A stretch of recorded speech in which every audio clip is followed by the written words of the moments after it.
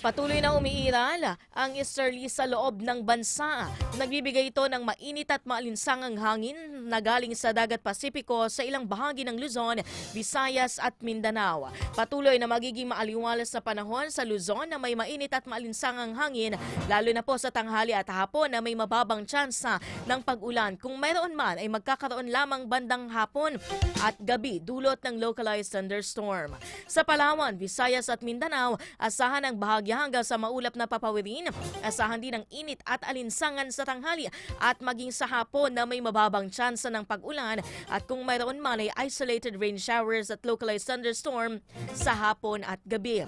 Patuloy pa rin na mainit na panahon ang asahan ayon sa heat index forecast ng Pag-asa na aabot sa 37 to 38 degrees Celsius sa Metro Manila at 42 degrees Celsius naman sa Apari, Cagayan kung saan umaabot na ito sa danger level.